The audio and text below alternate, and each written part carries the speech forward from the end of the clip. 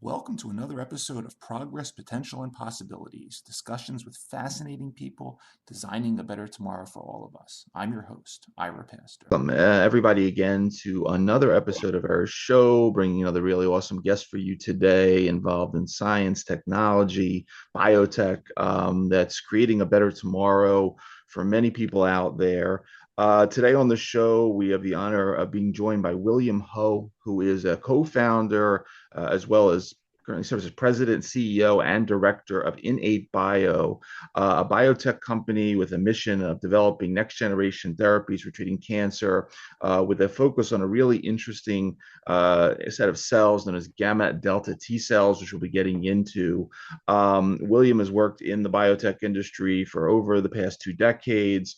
Prior to founding IN8bio, he was the founder and managing partner at AlephPoint Capital, a private healthcare investment fund, and prior to that, at New Leaf Venture Partners, leading a healthcare venture firm, which he was launching and managing various public investments, crossover portfolio, and served as its public investment director as well.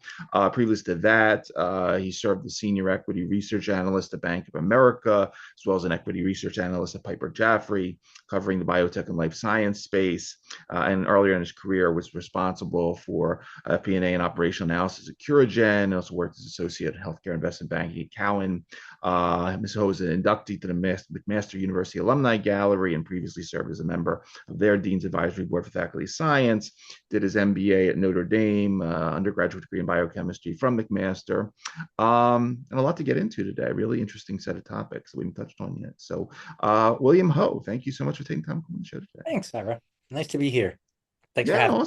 Yeah, awesome having you. I love when we have folks that start their career out in venture capital, investment banking, and all that. I love to hear their early journey, but also, I'm sure along the way you've no doubt, hundreds, if not probably thousands, of business plans have crossed your desk, and would love to hear a little story about sort of what the moment was, in your career that said, you know what, this is one I want to manage from the beginning to, ultimately get a product to market. Thanks, Ira. Truth be told, I never expected to be an entrepreneur or CEO. I actually never said that is what I want to do. It was actually somewhat fortuitous that I came across the technology and my co-founder, Dr. Larry Lamb, and founded the company. I spent 17 years on Wall Street, across investment banking, equity research, and on the venture and public investment side, and thought I would be an investor and portfolio manager for a long time. But then really somewhat fortuitously came across this technology, and then one day decided to start the company. Awesome. And you mentioned Dr. Lamb, and I'd love to hear a little bit about him as well, especially what we're getting into, because he's a major thought leader in the area of transplantation immunology, and it was some very seminal discoveries of his. I think you go back to the 1990s, looking at these pediatric leukemia patients that, hey, certain set of these that underwent bone marrow transplantation that had high levels of these gamma delta cells floating around seemed to do a lot better than those that had, lower titers of these. Talk a little about this part of his story, because I think it's very important of why you focused in on this area. It's actually an amazing story. So Larry himself has a unique background. In the early 1990s, he was a transplant immunologist. He was working at the University of South Carolina, and he was really manufacturing grafts for allogeneic transplant. Those were the seminal days of getting transplantation from a donor. And in, I think it was 1996, they were treating 6 pediatric girls that fall. And as they treated them through September, through the holidays, Halloween and Thanksgiving, a number of these girls, unfortunately, passed of their disease and of progression. It was just before Christmas that one of these little girls gave her and her mother gave Dr. Lamb a little wreath that we sometimes show in our presentations. And that was a Christmas present. And unfortunately, that girl died of her leukemia on Christmas Day. Dr. Lamb found himself in the stairwell of a hospital in tears and dedicated himself to try to find the difference between those girls who were living and those who unfortunately passed of the disease. And it was there that, somewhat by accident, he found that the patients with higher levels of these gamma delta T cells ultimately had much longer survival benefits. The survival was, over 70% of them who had higher levels of these cells were surviving versus only about 20 who didn't. And it was that drove his career focused on the gamma delta T cells. Today, he's one of the best scientists in the world focused on developing gamma delta T cells in oncology. Excellent. And really, for myself, it was an accident that we met. I was actually on the venture side. I did a lot of work on the early CAR T technology that came out of the University of Pennsylvania and out of Memorial Sloan Kettering here in New York City. And in 2013, there was new data on this chimeric antigen receptor T cell, or CAR T, a technology where we can take white blood cells out of a patient, expand them outside of the body, genetically engineer them to specifically target a leukemia, and infuse them back into a patient to kill the cancer. Today, more than 15 years since the first patients were treated, we have patients who remain in remission, essentially functional cures. But much of that early work and success was in the leukemias and lymphomas, B-cell mediated diseases. And I was trying to figure out, how do you go from those leukemias to ultimately targeting solid tumors, cancers like ovarian cancer, breast cancer, brain cancer, prostate cancer. It's a market that was 9 times bigger and yet much more challenging. And so I was doing some research, and I was at the American Society of Hematology, or ASH. It's the biggest blood cancer conference every year. It occurs in the first week of December. About 30,000 people attend that conference every single year. And I was searching for new technology. A gentleman named Yamanaka in Japan just won the Nobel Prize in Medicine for induced pluripotent stem cells, or iPSCs. And at that point, there was only 4 posters out of thousands on iPSCs. And it was a transplanter from UAB. And he said, if you want iPSC-derived T cells, I got a guy who can make them for you. We swapped cards. We talked for about 45 minutes. And I went home. And about a month later, I got a phone call with the area code from Birmingham, Alabama. And it was that transplanter who called me and said, hey, remember me? That guy I told you about, he's in New York City. There's a snowstorm. His flight got canceled. The city shut down. Would you like to meet him? And so I took, as an entrepreneur, you never know what's handed to you. I took the opportunity. I actually walked a mile through a blizzard and took Dr. Lamb out for lunch. We spent 3 hours at a restaurant just talking about his life's work and immunology and these gamma delta T cells, which, quite frankly, in January of 2015, I had never heard of. And we started communicating and talking, and I went home and started pulling papers and reading and doing research. And one day I said to myself, you know what? I think this works. And I asked him, what are you doing with it? I said, I don't know. It's just part of my lab. I'm just, continuing to do research. And I said, why don't we, start a company together and launch this thing and try to take this into patients? And that's what we did about 9 years ago.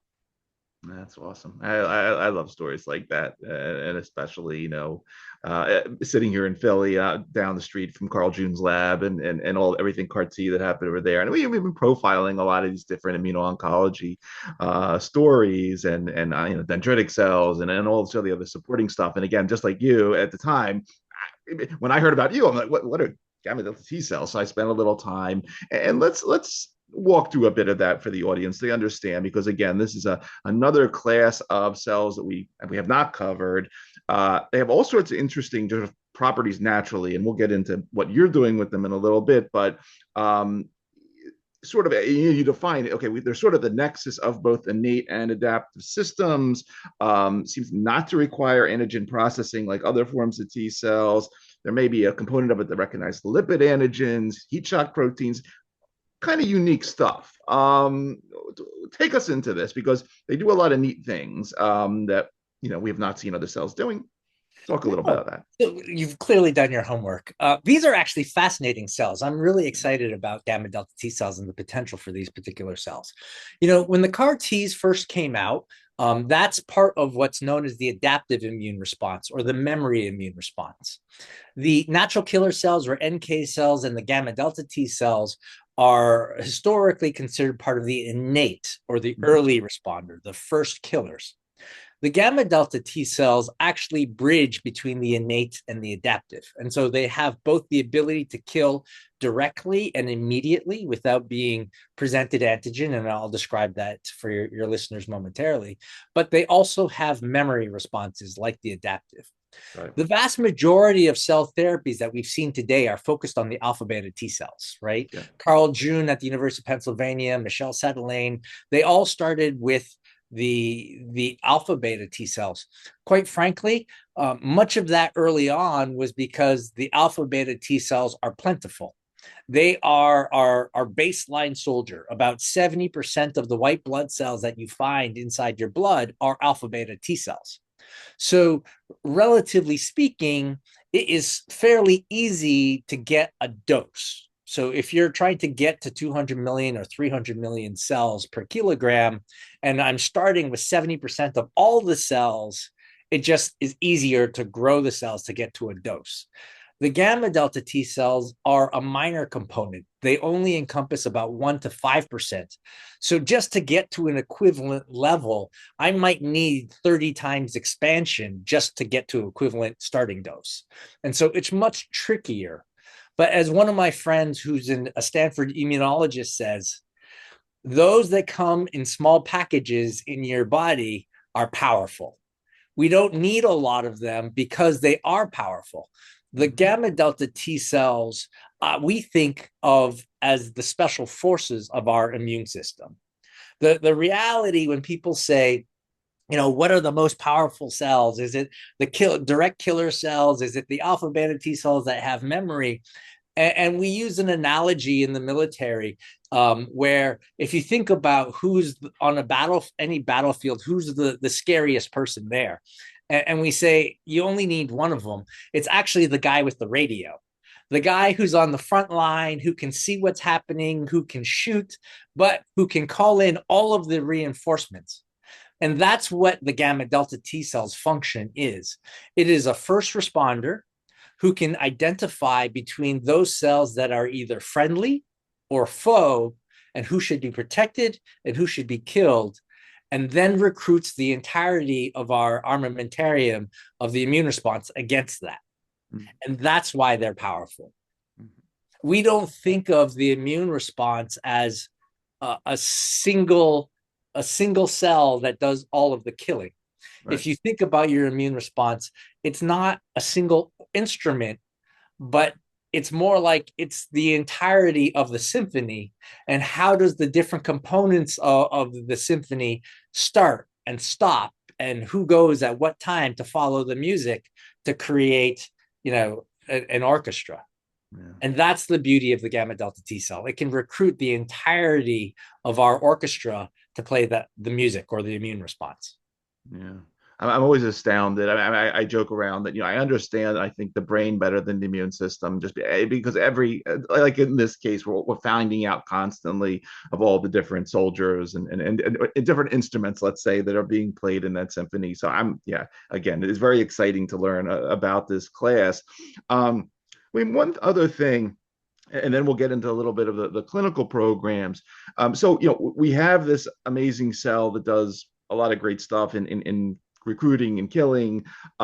You have also, as you mentioned, Shinya Yamanaka, and sort of the IPS magic to, okay, we don't need a lot, but we want to make a lot, and ultimately for drug development and cell therapy development, we have to do that in a structured, standardized way. So that's great. There's another leg to the stool here I wish you could just talk a little bit about, and that's something that you refer to as sort of the DeltaX drug-resistant immunotherapy approach. Because one thing we don't think about, with all of these cellular therapies, these are living products, and they're getting administered into a immuno-oncology milieu that it may be full of radiation and other chemotherapy drugs and that, which it can impact them. And it seems like you have a little bit of a trick there as well in producing these so they are resistant to many of the frontline treatments that could cause problems for other living products. Say a few words about DeltaX, if you would.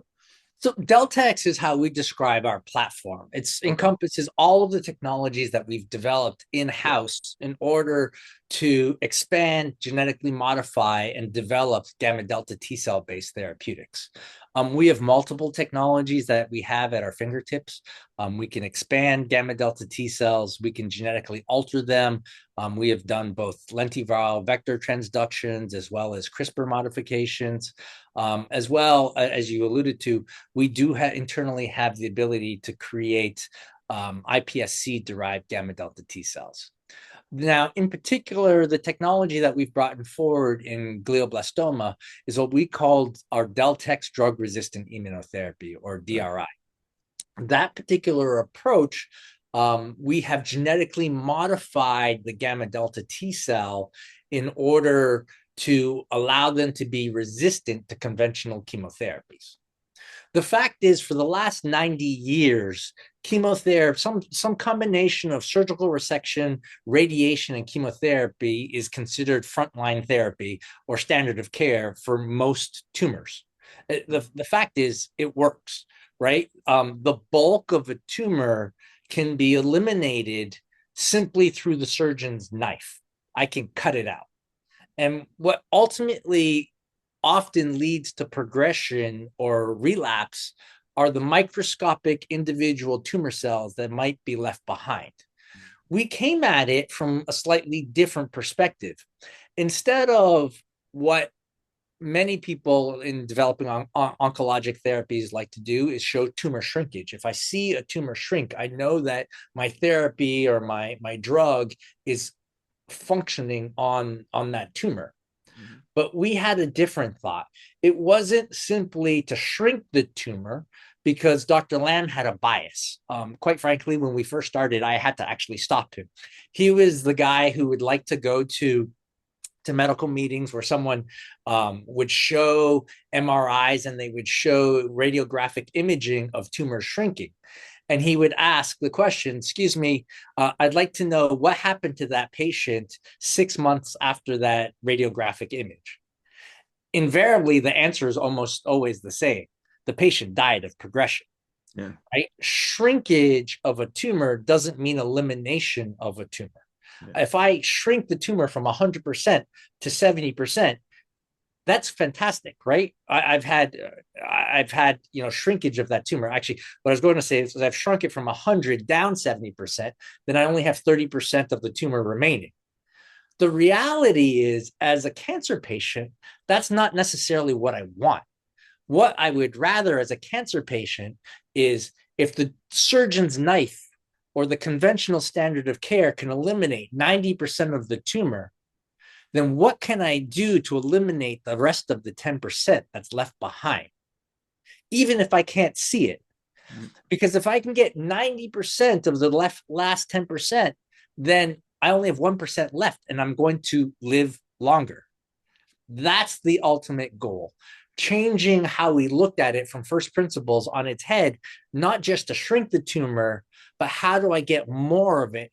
Because the ultimate goal is how do I get the patient to live longer? Right. And so what we did is we found a way to use the conventional standard of care. Chemotherapy works. Chemotherapy can shrink a tumor. But the problem is chemotherapy all too often ablates or eliminates our own immune cells. When we have microscopic individual immune cells, the only way to eliminate those residual cells is through our immune system. Very recently on multiple podcasts, Dr. Patrick Soon-Shiong is one of the most successful entrepreneurs in biotech, has been talking about, protecting the immune system. How do you protect T cells or NK cells? They've got their own approach with BioShield. But what we did in our approach was we genetically altered our gamma delta T cells so that by hijacking the tumor's own resistance mechanism to the chemo and genetically engineering it into our cells so that they will survive combined dosing. They will survive super therapeutic doses of chemo and remain functional. And that was actually a trick. Very elegant, very simple. All we did was we took the tumor's own resistance mechanism to the chemotherapy, genetically engineered it into our immune cells so that they can survive. As it turns out, one of the most powerful immune responses or immune signals in our body is triggered by DNA damage. It's a pathway called the DNA damage response, or DDR. Mm-hmm. Every single one of us has a functional DDR pathway. If we didn't, we'd all be walking around with tumors that are formed every single day. Everything that we do when we walk outside in the sunlight, when you use electronics on your head, right? When we fly in an airplane, has the propensity to cause DNA damage. But we're not walking around with tumors because through millennia of evolution, our individual cells know how to deal with it. Either when I trigger the DDR pathways, I trigger DNA repair. If I have a mistake, simply fix the mistake, cut out the damaged portions, religate the strand, and everything goes fine. If I can't repair, those cells that have DNA damage trigger an internal signal that says, hey, something is wrong, commit suicide. It's a process called apoptosis. And every single day we have cells internally that are dying because of damage, because we don't want to pass those damaged DNA on. As it turns out, biology was pretty neat. It actually developed a backup system. Just in case cells could not be fixed and they don't commit suicide, cells that trigger the DDR pathway actually stick up a flag on their surface. Mm-hmm. We actually force the upregulation of markers on the surface of cells that have damage that tell your immune system, hey, something is wrong with this cell. I can't fix it. It's not committing suicide. Eat this thing and get rid of it. Mm-hmm. And that happens all day long. What we found was that very many chemotherapies, they function by driving DNA double-stranded breaks because they're preferentially taken up by the tumor cells because of their rapid metabolism. So we can force the upregulation of these immune markers on the surface of the cells by hundreds of %. But the challenge is that the chemotherapy also killed the immune cells that can respond to it. And so all we did is we protected them so that they would survive the insult of the combined dosing, so that when the tumor cells are there and they're up in flames, our soldiers can identify them and eliminate them. And the deeper we get, the deeper the response, the more tumor cells that we kill, the longer it's going to take until a patient progresses and ultimately succumbs to their cancer. Mm-hmm. That's it. Again, it's a very elegant approach, and I wanted to point that out as sort of one of the pieces of the puzzle there that you've been successful in engineering to ultimately create these different products, which several which are in the clinic right now for different indications. And you mentioned William, glioblastoma before, and this is something that we've touched on a couple episodes, and I take my hat off to you. I've had one on that you're picking the worst of the worst of the worst here. You have both a phase 1 study at University of Alabama, Birmingham, and this phase 2 study, which I think is being done, at various centers across the United States, in combination with temozolomide, the alkylating agent, radiation as well as a stop regimen. I mean, obviously, say a couple words about glioblastoma. Again, our audience knows a little bit about it, but sort of reintroduce us to glioblastoma, because it is one of the worst of the worst. And were there, again, because we're always dealing with the blood-brain barrier issues and all that stuff when we talk about brain cancers, anything unique about delta gamma T cells that allow things to go better in that really tough component of the disease? Glioblastoma is a devastating disease. Yeah. It is one of the worst cancers out there. The 5-year survival rate is about 5%. In the United States, about 14,000 patients are newly diagnosed with glioblastoma every single year. And unfortunately, the standard of care has not changed in 20 years. You mentioned the STOP protocol. That is a combination of surgical resection followed by radiation and chemotherapy. That was approved by the FDA in 2005. It is a shame that we've had no real, advancements or progress on new drugs in 20 years. The challenge with brain tumors is threefold. One, it's in your head. Because of the cranium, you have limited space in your head, so you can't allow a tumor to grow too much. And unfortunately, glioblastoma is very aggressive. It doubles every roughly 50 to 60 days.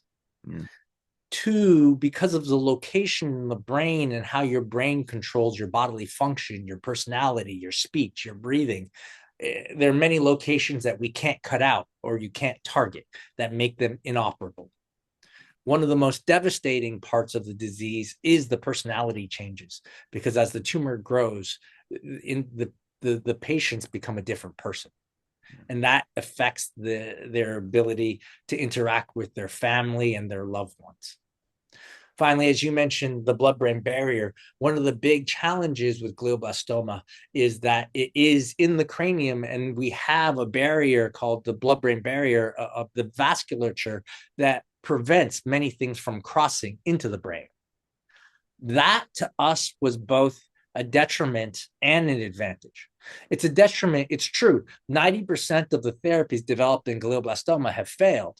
But part of that is because most people have tried to treat with oral drugs or injected therapies or antibodies and proteins, assuming things will cross the blood-brain barrier when they don't. One of the things that I learned from my investing years through looking at thousands of opportunities and making dozens of mistakes is, if my soldiers are not on the battlefield in which I think they are, I'm going to fail. And so when I looked at cell therapy early on, one of the big challenges was distribution. Most of the early CAR-Ts targeting leukemia used intravenous delivery. So I put an IV line into the arm and I infuse the cells into my arm. Now, for leukemias, the tumors are floating around in my circulatory system. They're in the bone marrow where all my circulatory system gets to. That makes it totally fine. My battlefield is in my blood. But when we're looking at these solid tumor organs, whether it is ovarian cancer or lung cancer or liver cancer or brain cancer, I don't need my soldiers in the blood. I need them to localize to the local area. And so the problem is when I infuse everything intravenously, there's actually a first pass effect. 96% of the cells will all go to my lungs. And then after they leave my lungs, they go to my liver and the spleen. We don't know exactly why. Our hypothesis is because the lungs is probably the largest surface area between the inside and the outside of your body. So it brings immune cells to the lungs to fight any potential infections there, respiratory infections or otherwise. And then from there, they'll go to my liver and the spleen. But if I'm trying to target a specific organ and the vast majority of the cells are in my lungs, I'm not generating what's known as a high effector to T cell ratio. That is the ratio to the number of enemy cells or tumor cells to the number of my soldiers. So what we generally see in cell therapy is that I need to be at a positive ratio. So for every tumor cell, I need to have more than one, at least one, if not more than one soldier or immune cell. If I'm at a fraction or at a ratio that's flipped upside down, generally, even in vitro or in a dish, we see that the cell therapy doesn't work all that well. And so for us, thinking about the first pass, by going into the brain, the advantage was that the cranium or the head was a separate compartment. Yes, if I infused intravenously, I would have to cross the blood-brain barrier. But over 95% of glioblastoma patients start their therapy with a surgical resection. And so what we found is during the resection, we can drill a little hole and pop a catheter that sits inside the tumor bed or in the ventricle of the brain that allows us to deliver our gamma delta T cells directly onto the battlefield. Yeah. I know they're there because I put them there. Yeah. And so that solved the initial problem of T cell trafficking. But by combining with the standard of care, as I said earlier, the first surgical resection plus the standard of care may have eliminated 90% of the original tumor mass. Now, when I infuse the cells, I'm more likely to be at that positive E to T ratio. And that was our approach. Really, looking at the standard of care, looking at the therapy, trying to figure out what is it that makes a successful therapy and what is it that are the barriers to having a successful therapy. As you said earlier, it's a very elegant approach. It seems by many people too simple. But as Steve Jobs said in his biography, simple is hard. Yeah. Right? There are all kinds of things that we can do, that we can genetically engineer cells or add this or take this out. But the fact is, engineering complicates things, and cells are not necessarily stable or like to be engineered.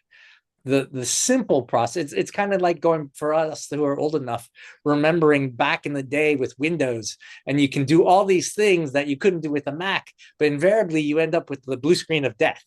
Right. Right. I remember that all too well.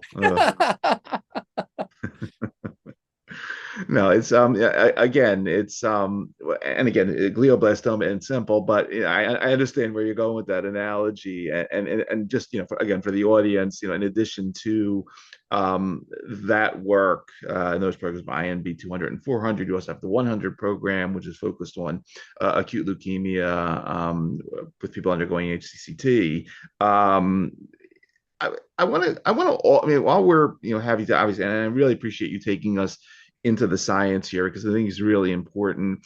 We talked earlier about CAR T, and one part of the DeltaX platform is this non-signaling CAR work that you're doing. And again, I wanted to make sure the audience understood this and a little bit about what this is all about, because unlike the traditional CAR T stuff that we profiled, this is a little different in the sense that, and I'm talking about there's certain components of the traditional CAR T response that you're getting rid of, which is great in the sense that things like cytokine release syndrome and other toxicities through that alpha beta process don't show up here, and it allows you to do a lot more. And I wonder if you could talk just a little bit about, in the non-signaling CAR T space, what you're removing, and then sort of how that benefits things, not just in the toxicities, but correct me if I'm wrong, also allows you to go after certain types of cancers that CAR T ain't good for. So, I think the early part of CAR T, the CAR T or chimeric antigen receptor, allowed us to create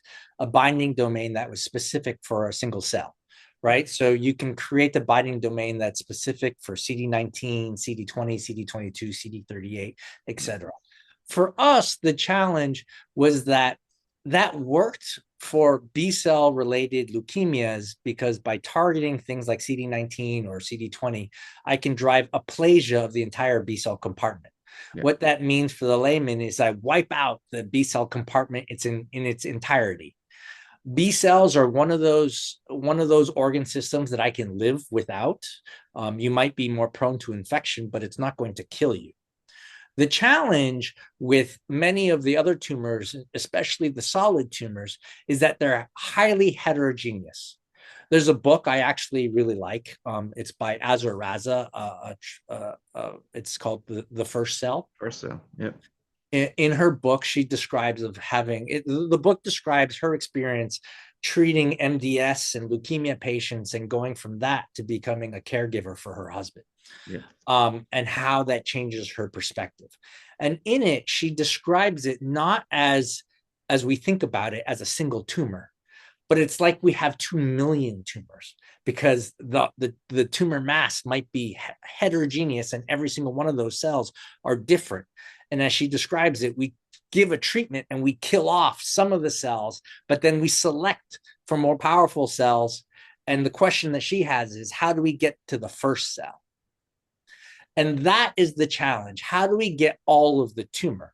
And the advantage of going with the gamma delta T cell was it doesn't just use a single chimeric antigen receptor or a single receptor to distinguish between what is healthy and should be left alone and what's dangerous and should be killed. And so the gamma delta T cell, with how it measures the viability of our cells and the health of our cells to make that distinction, allows us to target the heterogeneity of a tumor. Mm-hmm. And that's what we thought was the advantage of the gamma delta T cells. This approach, I'll go back for one moment. We had a presentation, an oral presentation recently at the American Society of Clinical Oncology in our glioblastoma program. We were one of only a handful of CNS tumors out of thousands of submissions that were accepted for a poster. And that data from the INB200 phase 1 study demonstrated that we were able to more than double the median progression-free survival relative to the historical Stoop protocol. We almost doubled relative to our own patients. That phase 1 study, patients received even a single dose, 3 doses, or up to 6 doses. Historically, the Stoop protocol showed that patients on a median basis progress by 6.9 months. Our patients in the first dose cohort who received a single dose had a slight improvement, about 8.3 months. And the patients who received up to 3 or 6 doses had a 16.1 month median progression-free survival, doubling the historical norms and even surpassing the historical overall survival. It surpassed the most recent approval in GBM was Novocure's Optune Geo. In their clinical trial on an adjusted basis, they had a PFS of 10.5 months. So we surpassed that. And we even surpassed the study that they showed in combination with Merck's PD-1 inhibitor, pembrolizumab, which showed 12 months. So we're quite excited about it. The phase 2, we also dosed patients for 3 other centers. We showed as of the end of May, we were sitting at 10.8 months, and we're still climbing on the median progression-free survival in that study. So the advantage of these gamma delta T cells is that we can target the heterogeneity of the tumor, try to eliminate more of the tumor to get to longer progression-free survival. The other advantage, whether it's CAR T or T-cell engagers, is that there's always this risk of cytokine release syndrome. To be frank, the early CAR Ts, many patients were brought to the ICU because we saw CRS or cytokine release syndrome. Mm-hmm. In many cases, it was grade 3 or 4. The first patients that really had functional cures, we allowed them to survive only because one of the treating physicians had a patient or had a daughter, I believe, who had an autoimmune disease and recognized some of these symptoms and said, hey, why don't we treat these patients with tocilizumab? Tocilizumab is an anti-IL-6 antibody. So these patients were treated, the cytokine release syndrome got so bad that they were on the brink of death. they were treated with tocilizumab and that brought them back. And tocilizumab functions by binding all the IL-6. Now, Okay. the advantage of gamma delta T cells is that they don't secrete IL-6. So arguably we can create a therapy that we may be able to hit the tumor harder against its target without causing the cytokine release syndrome that causes the tox and potential mortality. Mm-hmm. And so our goal with this non-signaling CAR is, can we create a CAR that doesn't cause CRS? Can we create a CAR that doesn't target the healthy tissues with the tumor tissues? While we can ablate the entire compartment of B cells in the solid tumors, the problem is the tumor tissue is intertwined with the organ. Mm-hmm. Whether it's your lung, your liver, your brain, the tumor is integrated with the organ, and I need to find a way to preserve the organ. And so with the gamma delta T cells, we're actually able to do that. Again, it's the word elegant, but I appreciate all of the bioengineering story here and how you think through these issues. But it's very impressive. And just while we're, because you did mention the progression-free survival, 16.1 month number. Just, I mean, while we're on that, because it was just, the press release was just last week. Say a couple words about patient 9, because that's staggering, the 4 years in remission. Yeah, so patient 9 was one IDH, is an IDH mutant patient. The IDH mutant patients usually live longer. It was also an MGMT methylated, which means they generally do respond to chemotherapy. But just a few weeks ago, we announced this was a grade 4 GBM patient. So pretty bad patient.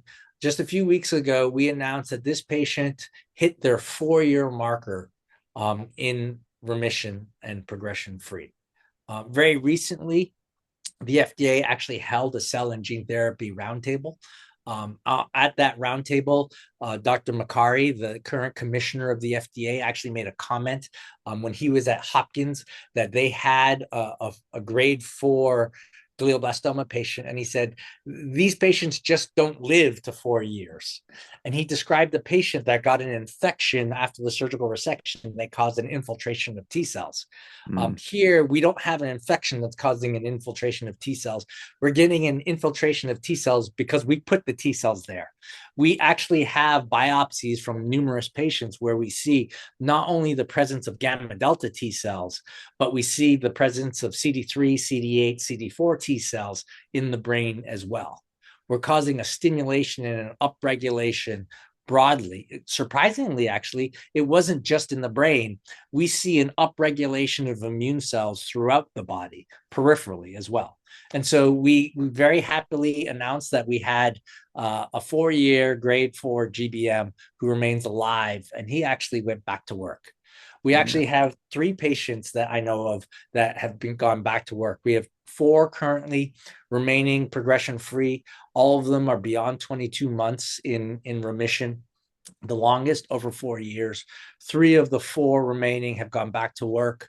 One is a nurse. Another is a construction worker. And actually, he drives a truck. My understanding is the criticism that he's had is our investigator, Dr. Neighbors, won't allow him to drive the truck, understandably, on public roads. And the 4th is a contractor. And we put a video out with Jim a little while ago where he told his story on social media. Again, it's real. Those stories are extremely impressive. And I'm glad you brought up Azra Raza. I had her on the show a couple of years ago, and again we talked about the heterogeneity issue, and I think that's just another really impressive piece of what you're designing in here. So that's that's really great. William, what else should we know about? Clearly, you have a range of programs in the clinic. You got awesome technology for the development of these cells for scale up. What else is happening? Because clearly, a lot happening. It's a very unique time, investment wise, as you know, but also regulatory wise. Where is this all leading? Tell Look, us the. we're excited. We're really excited about what we're doing. You know, my focus and the focus of the company has always been on gamma delta T cells. We are focused on the development of gamma delta T cells. We started in oncology. Very recently, we announced a T cell engager platform as well. There is tremendous excitement around T cell engagers, given some of the challenges that some of the cell therapies have had, especially against autoimmune diseases. We announced this year at the AACR in April and at the ASGCT, or the American Society of Cell and Gene Therapy, a T-cell engager platform that could potentially be used in autoimmune disease. It targets CD19 to deplete B cells. But like as I described with the non-signaling CAR and the other gamma delta T-cell properties, this is a T-cell engager that can target CD19 expressing B cells to deplete them without causing cytokine release syndrome. Yep. The vast majority of T-cell engagers target CD3. The challenge with them is I need to thread a window, right? If you think about it, the challenge, I'll use a football analogy. It's like the goalposts on a field goal, right? I have on one side efficacy, on the other side toxicity, and in order to have a product, I have to get in between them. Sometimes it's really hard when if I need to hit the tumor hard to not have the toxicity. With the current CD3 engagers, they will cause cytokine release syndrome in about 60 to 80% of patients. About 10% of the patients will be grade 3 or greater, which means they are admitted to a hospital in the ICU. With autoimmune disease, these patients are not going to die. And so we believe that there was an opportunity in the market because we didn't think the cell therapies against CD19 or CD20 were going to be very successful because it requires lymphodepletion, and autoimmune disease, it'll impact about 1 in 6 women over their lifetimes. It's generally a disease of women between the ages of 20 and about 55, so those of maternal age. And the lymphodepleting protocols can cause permanent ovarian damage in about 40% of the patients. Plus, it's very complex to bring that into the hospital. And so for us in autoimmune disease, we thought, can you deliver something that is simpler, truly off the shelf, that can deplete the B cells without the toxicities? And so we came up with a novel gamma delta T cell engaging CD19. We've shown data that it does not secrete any IL-6. So we might have a therapeutic window. When I talk about a field goal, what you're doing is widening the goalposts, so it's easier to get in between. So we'll be advancing that. We're hoping to have some additional data later this fall. There continues to be numerous potential partnership opportunities. We just saw another deal from AbbVie just last week on another T-cell engager. Right? There have been IN8bio was acquired by Sanofi very recently for about $600 million. Sanofi specifically indicated the properties of phagocytosis. We target gamma delta T cells. There are 2 subtypes of gamma delta T cells. One's known as the V delta 2s. They're actually phagocytes, so they directly have that property. We know because that's one of the challenges of manufacturing the gamma delta T cells. And then the other subtype V delta 1s are tissue resident. So they're found in tissues like the mucosa, the skin, the gut, where many autoimmune diseases flare. So we're quite excited about that. And then on the glioblastoma, we're excited to go back to the FDA. Clearly, the FDA has been talking about how do we bring products to market for these unmet needs faster. We believe indications like glioblastoma may likely qualify for those. So our goal is to package the data that we've put together to date, get it peer reviewed and published, and then go back to the FDA and seek guidance as to what the regulatory pathway is under the current administration.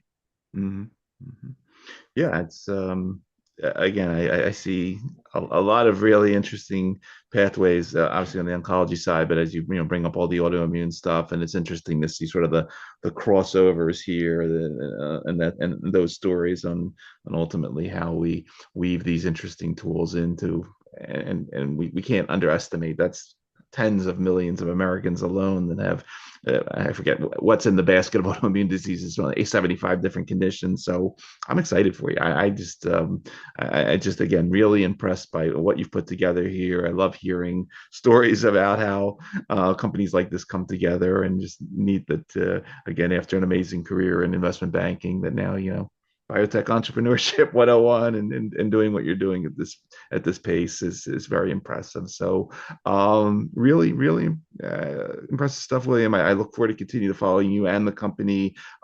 Any final messages while we have you today? Anything I missed? And then anything coming up in terms of 2026, in terms of conferences, talks, other public facing stuff where we may run into you Yeah. and meet So you, please.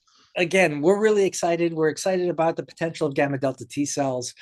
Despite the challenges broadly, we're still very excited about cell therapy. As I said, we're looking to publish some of our GBM data. Next year, we expect to announce some of the data from our INB100 program in leukemia. We didn't get a chance to talk too much about that, but we have many patients who have acute myeloid leukemia, or AML, one of the toughest leukemias, who have remained in remission long term. That's a unique platform as well.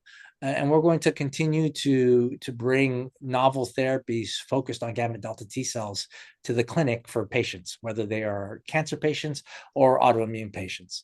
It's an exciting time for us. I think we focus on elegant and simple solutions using gamma delta T cells for complex unmet needs.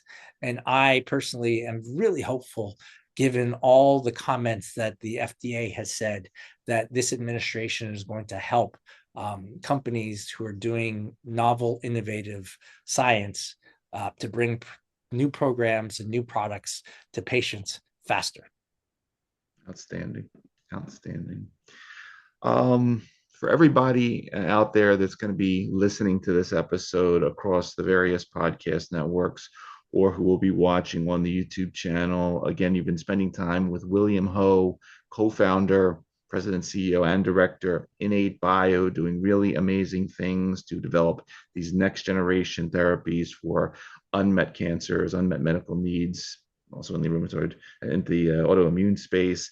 William, again, I want to thank you for taking the time out of your schedule to go into some of these parts of the story with us. It's a fascinating story. Obviously, thank you for everything you do for patients. And we like to say here on our show, thanks for helping to create a better tomorrow for so many people out there via what you've done. Really impressive. And I look forward to continue to follow the story. Thank you. Really great having you.